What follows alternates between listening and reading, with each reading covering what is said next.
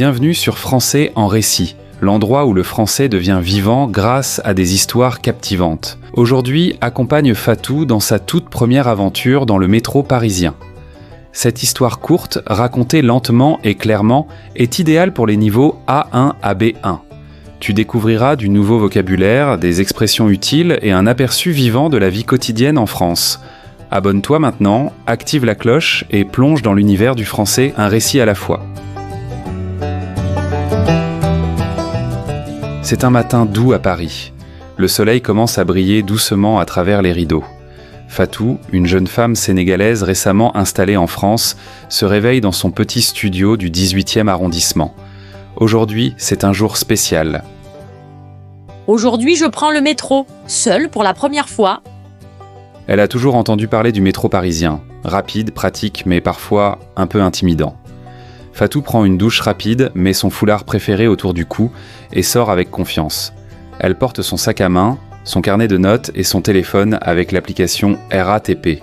Elle a bien préparé son itinéraire. Elle doit aller à Châtelet pour une réunion importante. À la station Marcadet-Poissonnier, elle descend les marches, regarde autour d'elle. Tout est nouveau. Les lignes colorées, les panneaux, les gens pressés.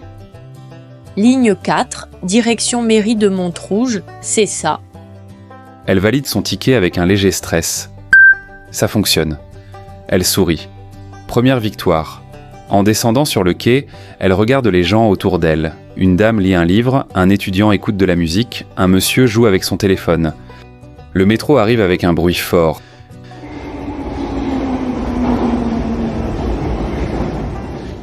Les portes s'ouvrent. Fatou entre, s'assied à côté d'une femme âgée qui lui sourit. Première fois dans le métro? Oui, ça se voit. Elles rient toutes les deux. La dame lui donne un conseil. À Gare du Nord, il y a beaucoup de monde. Reste à gauche sur l'escalator si tu ne marches pas. Fatou écoute attentivement. Elle est surprise par la gentillesse des gens. À Gare de l'Est, elle entend une annonce.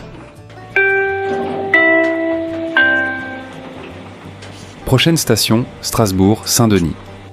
Elle regarde la carte au-dessus de la porte. Encore 2 stations. Soudain, une surprise. Un groupe de musiciens entre dans le wagon, guitare, accordéon. Ils jouent une chanson joyeuse. Fatou sourit, puis filme une petite vidéo pour sa mère au Sénégal. Maman, regarde, le métro à Paris, c'est pas mal finalement.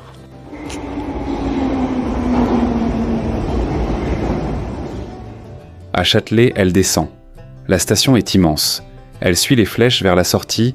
Il y a beaucoup de monde, mais Fatou ne panique pas. Elle prend son temps, respire profondément et sort à l'air libre. J'ai réussi. Première mission accomplie. Devant elle, la Seine brille. Les bouquinistes installent leurs livres sur les quais. Paris vit, respire, et Fatou en fait maintenant pleinement partie. Chaque jour est une nouvelle aventure.